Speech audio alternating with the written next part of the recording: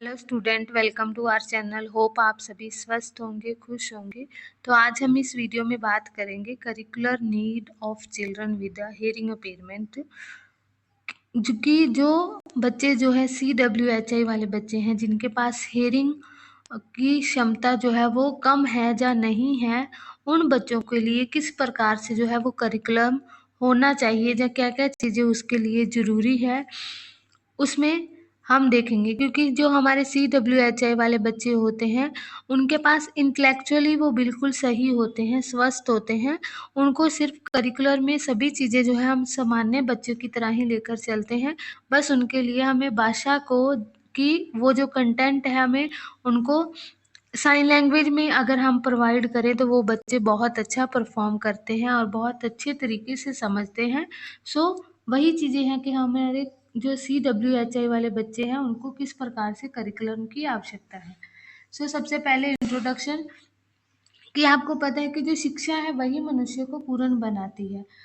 विद्यार्थियों के जीवन के लिए जो उपयुक्त गुणवत्ता शिक्षा की आवश्यकता है, कि सभी के लिए को जो शिक्षा है वो गुणवत्तापूर्ण होनी चाहिए। और विद्यार्थियों की आवश्यकता को ही समझते हुए जो है वो पाठ्यक्रम बनाया जाता है, सिलेबस बनाया जाता है, पाठ्य पुस्तक बनाई जाती है, ताकि बच्चों को गुणवत्तापूर्ण शिक्षा जो है वो दी जा सके। और शिक्षा को जो है वो सामान्य रूप में पाठ्यक्रम का विकास और विशेष रूप से श्रवण बाधित बच्चों के लिए पाठ्यक्रम के बारे में अच्छे तरीके से जो है वो जानकारी प्रदान की जानी चाहिए, कि किस प्रकार से जो पाठ्यक्रम बनाया गया है उसको किस प्रकार से है बच्चों को प्रोवाइड करना है। वो सभी चीज़ें क्या है, किस प्रकार से उनकी नीड को ध्यान में रखते हुए जो है वो दी जानी है। इन बच्चों के लिए जो है पाठ्यक्रम का विकास, जिससे कि उनकी सीखने की जो कठिनाई है, कि जो जहाँ जहाँ उनको दिक्कत होती है, कि जैसे वर्बल हम बताते हैं उन बच्चों को, तो वहाँ उनको कठिनाई होगी। तो उनकी आवश्यकता को ध्यान में रखते हुए हमें सतर्क रहना है, कि उनको ज़्यादातर, अगर बच्चे लिप रीडिंग कर पा रहे हैं तो हमें वहाँ बोलना भी चाहिए। और अगर बच्चे जो है वो साइन लैंग्वेज में चाहते हैं तो उनके साइन लैंग्वेज में जो है वो कंटेंट वो प्रोवाइड करना चाहिए। मीन्स आप ऑरल मेथड यूज़ कर सकते हो, टोटल कम्युनिकेशन हो सकता है, आप उनको मैनुअलिज्म मीन्स साइन लैंग्वेज की मदद से पढ़ा सकते हो। तो जहाँ बच्चों को कठिनाइयाँ आती हैं, वहाँ वहाँ टीचर को उनको सपोर्ट करनी चाहिए। नेक्स्ट क्या है कि हमारा करिकुलम जो है CWHI वाले बच्चों के लिए एक तो साइकोलिस्टिक रूप से भी होना चाहिए और नॉन साइकोलिस्टिक रूप से, दोनों प्रकार से होना चाहिए। साइकोलिस्टिक क्योंकि बच्चे इंटेलेक्चुअल रूप से सही होते हैं, तो उनको जो है एकेडमिक पोर्शन जो है वो सेम सामान्य बच्चों के तरीके से पढ़ाया जाना चाहिए। साइकोलिस्टिक को दो भागों में बांटा जाता है, कोर करिकुलम एंड को करिकुलम। सो कोर करिकुलम क्या होता है? कोर करिकुलम हमने इससे पहले टाइप्स में पढ़ा था, कि करिकुलम की टाइप्स में अंतर्गत ये इसको देखा जाता है कि कोर करिकुलम क्या होता है, जिसको मैंडेटरी होता है। कि मीन्स जैसे हम सामान्य बच्चे क्लासरूम में लैंग्वेजेस पढ़ते हैं, लैंग्वेज फर्स्ट लैंग्वेज पढ़ते हैं, सेकंड लैंग्वेज पढ़ते हैं, तो उसी प्रकार से जो CWHI वाले बच्चे हैं, उनके लिए भी लैंग्वेज जो है वो मैंडेटरी होती है। उनको जो साइन लैंग्वेज वो नेचुरल तरीके से वो सीख जाते हैं, बट उनको उन्हीं का आधार बना के साइन लैंग्वेज के बेस पर ही उनको बोलने वाली भाषा जो सिखाई जाती है, वो उनके लिए कोर करिकुलम का भाग है। उसके बाद उनको सब्जेक्ट मैथ सिखाया जाता है, EVS हो, साइंस हो, SST हो, उनके लेवल पर जाकर उनको जिस प्रकार से आवश्यकता है, मीन्स इम्पॉर्टेंट कॉन्सेप्ट को उनकी भाषा में वीडियो लगाकर, प्रोजेक्ट लगाकर उनको अलग अलग मेथड तकनीक की मदद से करवाया जाता है। बट ये करिकुलम का भाग होता है।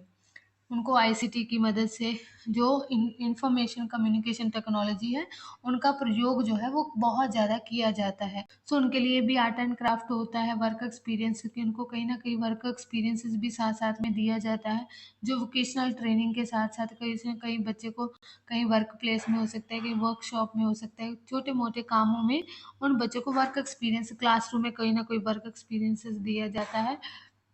फिर फिजिकल एजुकेशन में ये बच्चे CWHI वाले बच्चे फिजिकल एजुकेशन में बहुत अच्छा प्रदर्शन करते हैं। अगर उनको अच्छे तरीके से ट्रेन किया जाए, चेस में हो सकते हैं वो जाते हैं, एथलीट में जाते हैं, सभी गेम्स जो होती हैं फिजिकल एजुकेशन के में, उन सभी में बच्चे बहुत अच्छा परफॉर्म करते हैं। तो उनके लिए स्कॉलिस्टिक रूप में फिजिकल एजुकेशन भी होना चाहिए। नेक्स्ट नॉन साइकोलिस्टिक क्या होता है? सो हम देखेंगे कि नॉन साइकोलिस्टिक होता है कि बच्चों को एटीट्यूड, वैल्यूज, क्योंकि ये बच्चों को क्योंकि हम लोग जो सामान्य बच्चे होते हैं वो क्या है, सुनकर सभी चीज़ों को थोड़ा बहुत देखकर उन चीज़ों को समझ जाते हैं। बट इन बच्चों को कहीं ना कहीं हमें थोड़ी बहुत चीज़ें जो है वो सिखानी भी पड़ती है, उनको बतानी भी पड़ती है किस प्रकार से वैल्यू करनी है, एटीट्यूड किस प्रकार का होना चाहिए, टीचर के साथ किस प्रकार से व्यवहार करना है, पेरेंट्स के साथ कैसे व्यवहार करना है, छोटे बच्चों के साथ कैसे व्यवहार करना है। ये भी ऑब्जर्व करते हैं, बहुत अच्छे तरीके से ऑब्जर्व करके सीखते हैं। बट कुछ चीज़ों की जो है हमें इनको धीरे धीरे इनमें ये चीज़ें जो है वो डेवलप करनी पड़ती है, इनको सिखाना पड़ता है। फिर वैल्यू किस प्रकार से चीज़ों की वैल्यू करनी है, क्या क्या किस किस चीज़ की क्या क्या वैल्यू है, इनको ये चीज़ों के बारे में बताना पड़ता है। तो इनको बहुत अच्छे से चीज़ें जो है वो समझ में आती है। फिर पार्टिसिपेशन एंड अचीवमेंट, वही कि पार्टिसिपेशन जो भी कभी फंक्शन होता है किसी भी प्रकार का, कहीं स्पोर्ट्स का फंक्शन हो गया, कोई ऐसे फंक्शन स्कूल्स में हो गया, कोई डिस्ट्रिक्ट लेवल, जोन लेवल, ऐसे कभी फंक्शन आते हैं उनमें पार्टिसिपेशन कराना, कि इनको ये एहसास हो कि हाँ कहीं हम बाहर जाते हैं तो किस प्रकार से माहौल होता है, कैसे हम कंपटीशन में परफॉर्म करते हैं, कैसे जीते हैं। तो ये सभी चीज़ें भी इनको वो चीज़ें होनी चाहिए मन में। तो इसलिए CWHI वाले के लिए ये सभी चीज़ें जो है वो रखी जाती है। फिर लाइफ स्किल में किस प्रकार से इमोशन को कंट्रोल करना है, किस प्रकार से सोशली बिहेव करना है, थिंकिंग, सोचना किस प्रकार से है, वो सभी चीज़ें सिखाई जाती हैं। फिर health and physical education, yoga, swimming, means कि इसमें पर्टिकुलर चीज़ों के लिए कि बच्चा अगर किसी चीज़ में बहुत अच्छा है तो फिर उसी की क्लास में उसको कि ज़्यादा प्रमोट किया जाता है, कि उस काम में ज़्यादा प्रमोट, अगर बच्चा योगा अच्छा कर रहा है तो उसको योगा के बारे में ट्रेनिंग के लगा लो कि एक्स्ट्रा ट्रेनिंग जो है वो दी जाती है।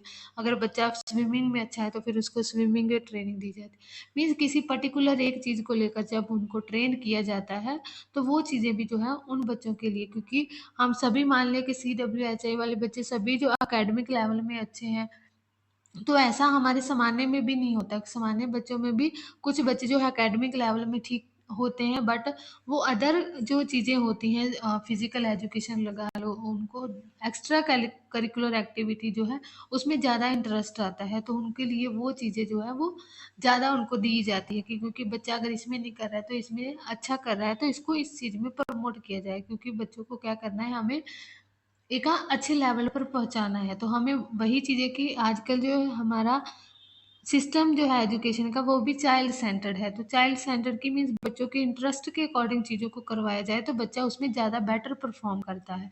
तो उसी प्रकार से इसको इसमें भी लेकर चलना है।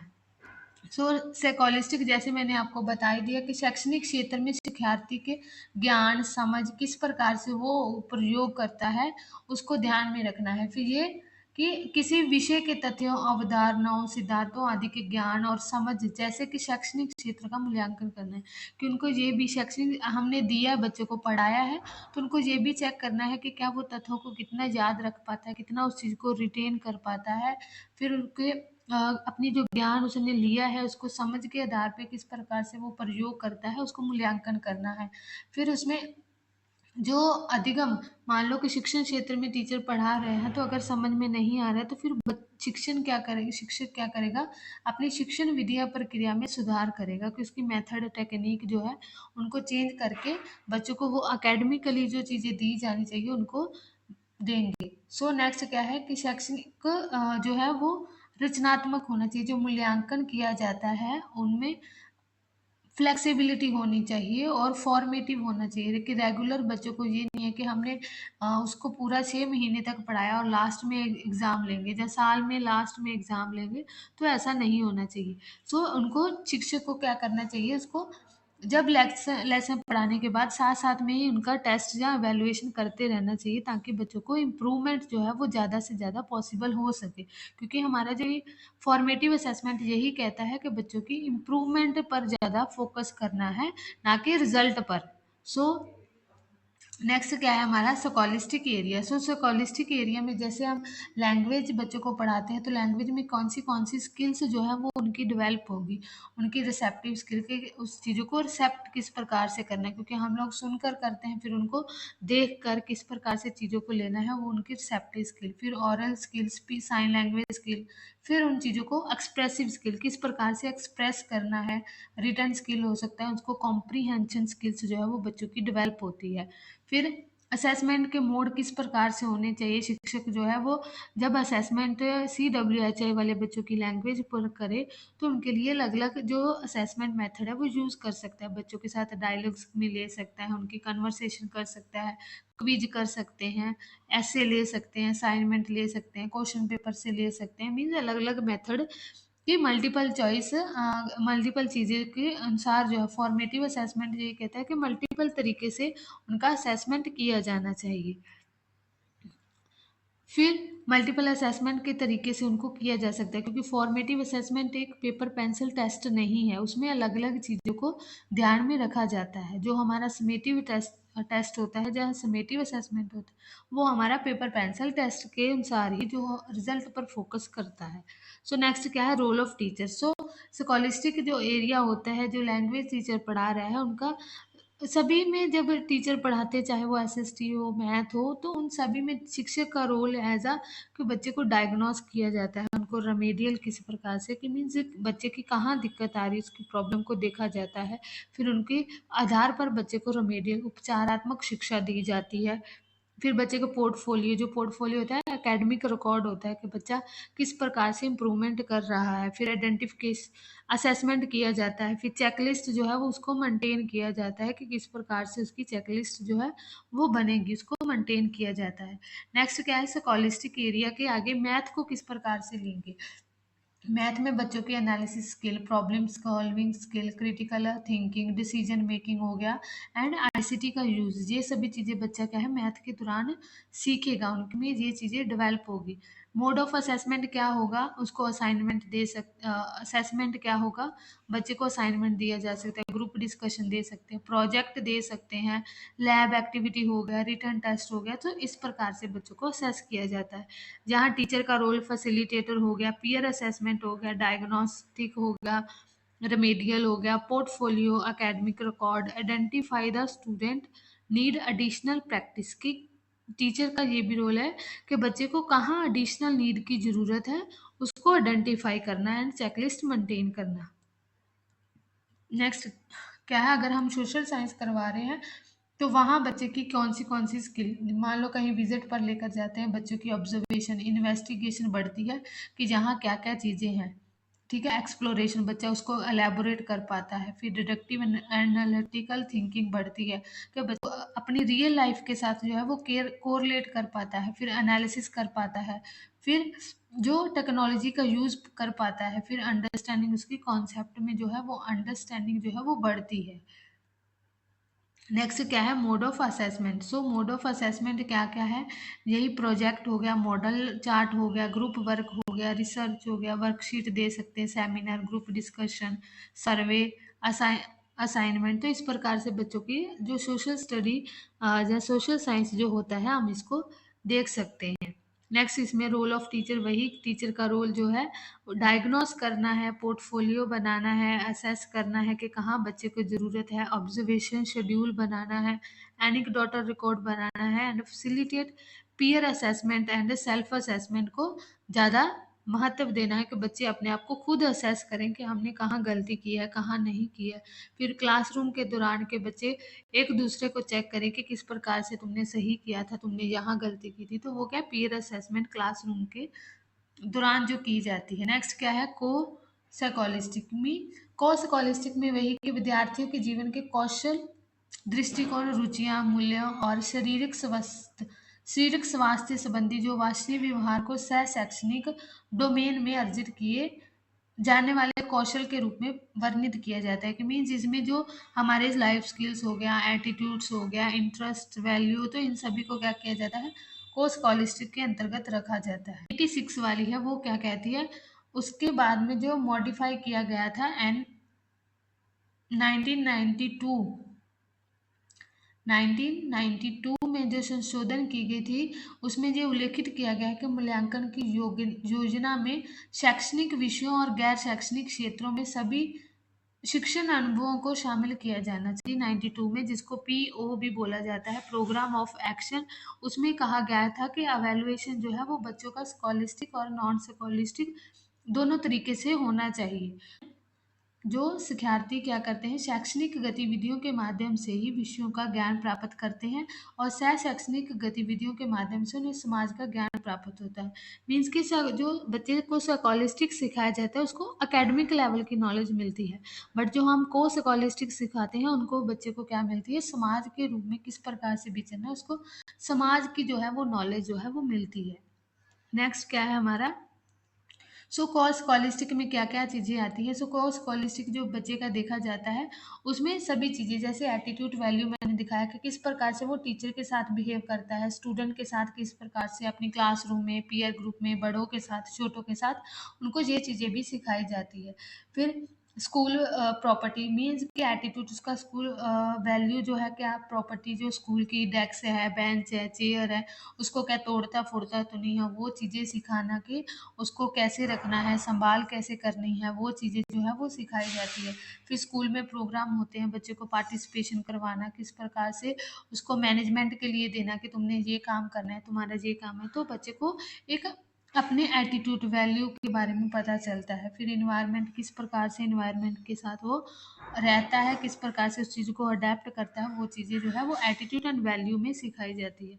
नेक्स्ट क्या है हमारा, पार्टिसिपेशन एंड अचीवमेंट, वही के science math clubs means creativity हो गया, एस्थेटिक हो गया, कोई ना कोई भी पार्टिसिपेशन, जब भी किसी चीज़ की साइंटिफिक कोई ना कोई चीज़ हो रही है, कोई मेला लगा लो कि साइंस फेयर है, मैथ का फेयर है, कोई ना कोई जब प्रोजेक्ट लगते हैं तो उनको बच्चे को पार्टिसिपेशन एंड अचीवमेंट्स जो है वो उसके बीच में भागीदारी करवाई जाती है।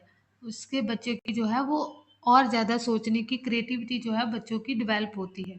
नेक्स्ट क्या है, लाइफ स्किल, लाइफ स्किल में वही इमोशनल, किस प्रकार से वो इमोशनल उसने कंट्रोल करना है, किस प्रकार से किसके सामने किस प्रकार से बिहेवियर करना है, थिंकिंग किस, सोचना किस प्रकार से है, सोशली स्किल किस, सोशली किस प्रकार से इंटरेक्शन करना है, वो चीज़ें सिखाई जाती है।